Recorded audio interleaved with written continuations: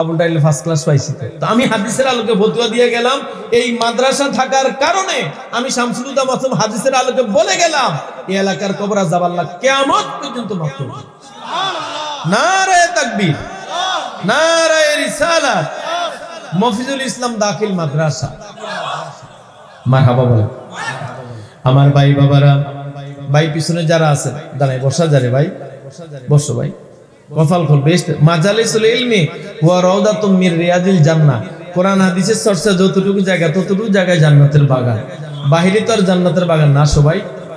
মান দাল্লা আলা খাইরিন ফালাহু মিসলু আজরি ফাইলিহি, যিনি আসবেন অপর ভাইকে নিয়ে আসবেন বা আসার জন্য বলবেন, যিনি নিয়ে আসবেন জানাকে পাঠাবেন, উনি এসে যত সওয়াব পাবে আপনি সমান সমান সওয়াব পাবেন।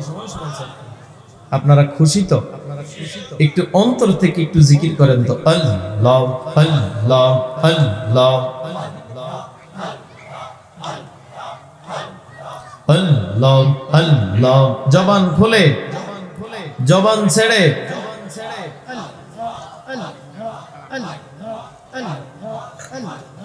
আল্লাহ আল্লাহ আল্লাহ। মাহফিল কর্তৃপক্ষ, স্বেচ্ছাসেবক যারা আছেন, যারা বাইরে দাঁড়িয়ে আছে, আল্লাহর রাস্তায় বসার ব্যবস্থা করেন। আল্লাহ আল্লাহ, পিছনে দাঁড়িয়ে থাকেন না ভাই, বসেন। আল্লাহ আল্লাহ আল্লাহ, জবান ছেড়ে আল্লাহ আল্লাহ আল্লাহ আল্লাহ।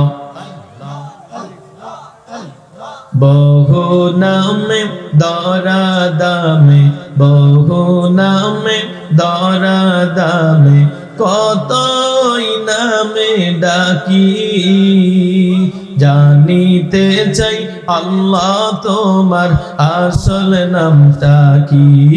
আল্লাহ আল্লাহ আল্লাহ, ফানা ফানা আল্লাহ আল্লাহ আল্লাহ।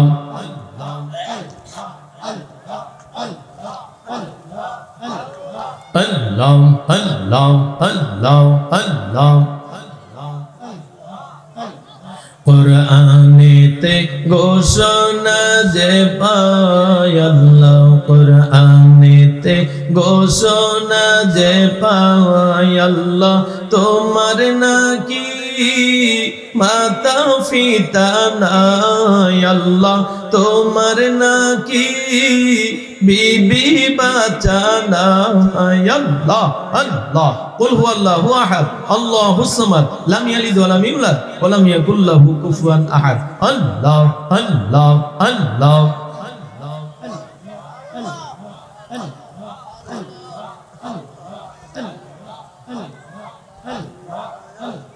আল্লাহ আল্লাহ আল্লাহ আল্লাহ।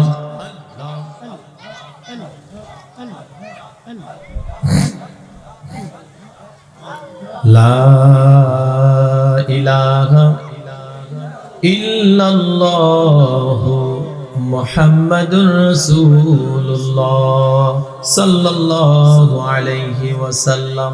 মারহাবা বলেন।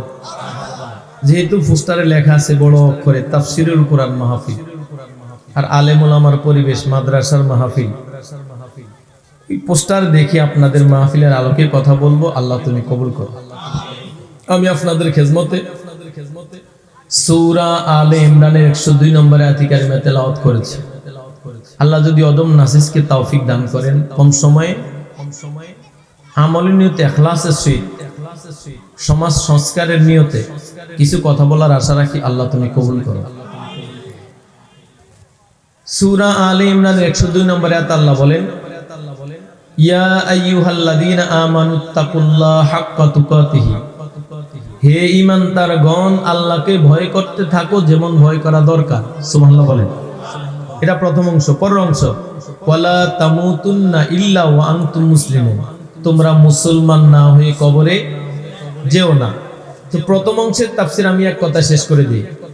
ইয়া আইয়ুহাল্লাযীনা আমানুত্তাকুল্লাহা হাক্কা তুকাতিহি, হে ঈমানদারগণ আল্লাহকে ভয় করতে থাকো যেমন ভয় করা দরকার। এটার এক কথায় তাফসীর হলো, মা তাকুমুর রাসূলু ফাখুযুহু ওয়া মা নাহাকুম আনহু ফান্তাহু। আল্লাহ রাসূল যা করতে বলেছে তা আমরা সবাই করব, আল্লাহ রাসূল যা থেকে নিষেধ করেছেন তার থেকে দূরে থাকবো, এটাই আল্লাহকে ভয় করা, ভয় করতে থাকা। জোরে বলেন সুবহানাল্লাহ। আল্লাহর ভয় দরকার আছে না নাই? আমার ভাই বাবার অন্তরে কান লাগায় শুনতে হবে, যার ভিতরে আল্লাহর ভয় আছে তার ভিতরে নামাজ আছে, যার ভিতরে আল্লাহর ভয় আছে তার ভিতরে রোজা আছে, যার ভিতরে আল্লাহর ভয় আছে তার ভিতরে বাবা মার খেজমত আছে, যার ভিতরে আল্লাহর ভয় আছে তার মুখের ভিতরে দাঁড়িয়ে আছে, যার ভিতরে আল্লাহর ভয় আছে তার দ্বারা গীবত হয় না, যার ভিতরে আল্লাহর ভয় আছে তার দ্বারা বহতান হয় না, মিথ্যা অপবাদ হয় না, যার ভিতরে ভয় আছে তার দ্বারা সমাজের কারো ক্ষতি হয় না, যার ভিতরে ভয় আছে তার সে মানুষকে শ্রদ্ধা এবং স্নেহ করে, যার ভিতরে ভয় আছে তার হাজার হাজার হাজার হাজার কোটি টাকা ব্যয় হলেও এই ব্যক্তির দ্বারা আল্লাহর জমিনে কারো এক টাকার ক্ষতি হয় না। মারহাবা বলেন। তাকওয়া খোদাভীতি যার ভিতরে আছে তাদের সংসারে শান্তি আছে, যার ভিতরে তাকওয়া আছে তার ছেলে মেয়ে আল্লাহওয়ালা হয়, যার ভিতরে তাকওয়া খোদাভীতি আছে তাদের স্বামী স্ত্রীর ভিতরে মহব্বত থাকে। আমার ভাই বাবারা, তাকওয়া তাকওয়া খোদাভীতির এত দাম। আমাদের কাছে দুনিয়া যার ক্ষমতার বড় চেয়ার আছে তার দাম আমার আপনার কাছে বেশি, যার অনেক টাকা পয়সা আছে তার কাছে তার অনেক দাম সমাজ অনেক বেশি না। রাসূলুল্লাহর নূর নবীর জীবনের ভিতরে পাওয়া যায়, সাহাবীদের জীবনের ভিতরে পাওয়া যায়। সাহাবায়ে কেরাম আমার নবীর আদর্শের ভিতরে, সাহাবাদের আদর্শের ভিতরে টাকা পয়সা শিক্ষা ক্ষমতার বাহাদুরি চাইতে তাকওয়া খোদাভীতির দাম ছিল অনেক বেশি। আমার ভাই বাবারা, আল্লাহ পাক বললেন তোমরা আল্লাহকে ভয় করতে থাকো, যেমন ভয় করা দরকার তাকওয়া খোদাভীতি অর্জন করো। একটা হাদিস শেষ করে আমি সামনে আগাই। অর্ধ পৃথিবীর বাদশা ছিলেন খলিফাতুল মুসলিমিন ওমর। সুবহানাল্লাহ বলে।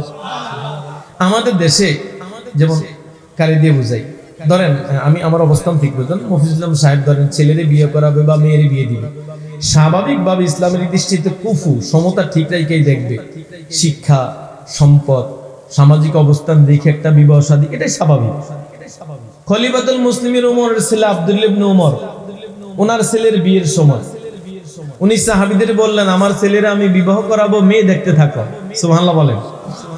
সাহাবায়ে কেরাম খলিফাতুল মুসলিমিন কোন বাদশা, কোন জমিদারের, কোন সওদাগরের, কোন মন্ত্রী রাষ্ট্রপতির মেয়ে দেখবো বলেন? উনি বললেন দেখতে থাকো দেখতে থাকো। দেখতেছে দেখতেছে মিলাইতে পারতেছে না। আর আমাদের দেশের ভুল বুঝেন না, ওয়াল্লাহ আমার কয়েকশো ঘন্টার ইউটিউব ওয়াজ আছে, আমি কোনো বর্তমান প্রচলিত রাজনীতি পছন্দ করি না, কোনো কারোর সাথে সম্পৃক্ত নাই। আলহামদুলিল্লাহ বলেন। কেন আপনার দৃষ্টিতে খারাপ হইতে পারে, স্বাভাবিক। আমি প্রচলিত রাজনীতি পছন্দ করি না, তো আমার রাজনীতির ভিতরে নিবেন না। আমি খলিফাতুল মুসলিমিন ওমর কেমন ছিলেন? আমাদের দেশে এখন যারা ক্ষমতায় যায় নির্বাচনের আগে আমাদের দরজায় দৌড়ায়, আর ফাঁস করার পরে আমরা 100 গুণ বেশি দৌড়াইলো আর ওনারে ভাই, ঠিক না ভাই? ঠিক। কিন্তু খলিফাতুল মুসলিমিন ওমর অর্ধ পৃথিবীর বাদশা, ফজরের এশার নামাজ পড়ে রাতের অন্ধকারে ঘুরে ঘুরে দেখতেন কার কোথায় কি অবস্থা, কি সুবিধা অসুবিধা। সুবহানাল্লাহ। আমার ভাই বাবারা, মা বোনেরা, তাকওয়া খোদাভীতি তাদের কাছে কত দাম, নূর নবীর কাছে তাকওয়ার খোদাভীতির কত দাম। খলিফাতুল মুসলিমিন ওমর রাতের অন্ধকারে ঘুরতেছে, এই বাড়ি থেকে ওই বাড়ি, ওই ঘর থেকে ওই ঘর, এক মহল্লা থেকে আরেক মহল্লা যায়, কার কি অবস্থা। খলিফাতুল মুসলিমিন ওমর রাতের অন্ধকারে দেখে অনেক দূরে একটা কুড়ে ঘর দেখা যায়। খলিফাতুল মুসলিমিন ওমর ওই কুড়ে ঘরের কাছে গেলেন, গিয়ে দেখলেন ওই ঘরের ভিতরে অনেক মানুষ নাই, বাতি জ্বলে, 2টা মানুষ। কথায় বোঝা গেল একটা মেয়ে আর একজন হইল মা। সুবহানাল্লাহ বলেন। খলিফাতুল মুসলিমিন বলেন পৃথিবীর মানুষেরে আমি বুঝতে পারলাম মহিলাটা বিধবা, মেয়েটা হইল এতিম। মা বলে মেয়েরে আমাদের বকরিগুলো দুধ দহন করেছো? মেয়ে বলে মা আগামীকাল বাজার নেওয়ার জন্য বকরিগুলোর দুধ আমি দহন করেছি। বলল কতটুক হয়েছে? বলল 1 কেজি বা 1 সের হইতে একটু বাকি আছে। মেয়ে বলে মা রে 1 কেজি দুধ বাজারে বিক্রি করলে যত টাকা পাওয়া যাবে আগামীকাল আমাদের সংসার চালাইতে তত টাকা লাগবে। একটু 1 কেজির চাইতে যেহেতু কম হয়েছে, তুমি একটু পানি দিয়া 1 কেজি পূরণ করে দাও। মেয়েটা বলে, মা, খলিফাতুল মুসলিমিন নিষেধ করেছে দুধের ভিতরে পানি দেওয়া যাবে না। মা বলে, গভীর রজনীতে মেরে, গভীর রজনীতে খলিফাতুল মুসলিমিন দেখবে না, সেনাবাহিনীর প্রধান দেখবে না, পুলিশ প্রধান দেখবে না। মেয়েটা চোখের পানি ছেড়ে বলে, মা, পুলিশ বাহিনী দেখবে না, সেনাবাহিনীর প্রধান দেখবে না, খলিফাতুল মুসলিমিন ওমর দেখবে না গো মা। ওমরের আর তোমার আর আমার আল্লাহ তো আমাদের দিকে তাকায় আছে। আল্লাহু আকবার বলেন। মা, খলিফাতুল মুসলিমিন পৃথিবীর মানুষ দেখলো না, কিন্তু আল্লাহ তো তাকায় আছে, আমি পানি দিতে পারবো না। এই কথাটা বলার পর খলিফাতুল মুসলিমিন রাজ দরবারে চলে গেলেন। পরের দিন ফজরের নামাজের পর সাহাবীদেরকে বলে, সাহাবীরা রে, আমার ছেলে আব্দুল্লাহ ইবনে উমরের জন্য কি তোমরা মেয়ে পেয়েছো? জি না হুজুর, মেয়ে পাই না।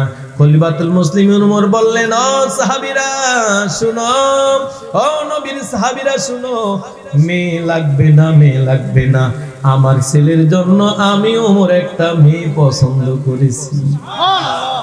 সন্ধান দেন, কোন রাজার মেয়ে, কোন বাদশার মেয়ে, কোন রাষ্ট্রপতির মেয়ে, কোন সওদাগরের মেয়ে, কোন জমিদার মেয়ে? ওমর বললেন, না, জমিদারের মেয়ে না, অমুক গ্রামের অমুক ঘরে গিয়ে দেখবা একটা এতিম মেয়ে, মার মেয়ে 2 জন আছে, 2 জন আমার দরবারে নিয়ে আসো। শর্ট করে বলি, নিয়ে আসলেন। মহিলা তো কাফা শুরু করছে, বয়ে, হুজুর করে দেন। ওমর বলে, মহিলা রে, গত রাত্রে কি মেয়ের কথা বলেছিলা? মহিলা তো ভয়ে কাফা শুরু করছে। ওমর কয়, বোন তুমি ভয় পাইও না, তুমি যদি রাজি থাকো একটু পরে তুমি হইবে আমার বিআইন সাহেব। সুবহানাল্লাহ। ওমর রাদিয়াল্লাহু তাআলা আনহু প্রস্তাব দেওয়ার পর মহিলাটা হাসি খুশি রাজি হয়ে গেলেন, বিবাহ বন্ধনে আবদ্ধ হয়ে গেল। আমার ভাই বাবারা বলুন তো, খলিফাতুল মুসলিমিন দাঁড়ায় ভাষণ দিলেন, ও নবীর সাহাবীরা রে, আমি খলিফাতুল মুসলিমিন অর্থ পৃথিবীর বাদশা। তোমরা মনে করেছো আমি বাদশার মেয়ে আনবো, তোমরা মনে করেছো আমি জমিদারের মেয়ে আনবো, তোমরা মনে করেছো আমি সওদাগরের মেয়ে আনবো। না না না, আল্লাহ নবী আমাদের শিক্ষা দিয়েছেন, সব কিছুর চাইতে মানুষের তাকওয়া খোদাভীতির দাম আল্লাহর কাছে বেশি। আল্লাহু আকবার বলেন। তাহলে আল্লাহ যে বললেন, ইয়া আইয়ুহাল্লাযিনা আমানুত্তাকুল্লাহ হাক্কা তুকাতিহি, হে ঈমানদারগণ, আল্লাহকে ভয় করতে থাকো যেমন ভয় করা দরকার। আল্লাহরে ভয় করার দরকার আছে? জোরে বলেন, আছে? আল্লাহ তুমি আমাদেরকে তাকওয়াবান হিসাবে কবুল করো। প্রথম অংশের তাফসীর শেষ, যেহেতু তাফসীরের মাহফিল, প্রথম অংশের তাফসীর শেষ। পরের অংশ, ওয়ালা তামুতুন্না ইল্লা ওয়া আনতুম মুসলিমুন। আল্লাহ বললেন, তোমরা মুসলমান না হয়ে কবরে যেও না।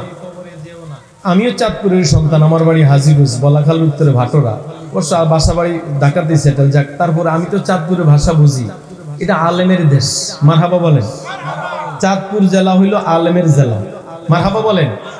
অন্তর থেকে জবাব দিবেন। কোরআনে আল্লাহ বললেন, তোমরা মুসলমান না হয়ে কবরে যেও না। আল্লাহ কাদেরকে? আমরা বললাম কি আমরা মুসলমান? আমরা কি? আমরা কি হিন্দু, বৌদ্ধ, ইহুদি, খ্রিস্টান, নাসারা, শিখ না মুসলমান? এই ভেজাল আছে, আসতে বললেন কেন?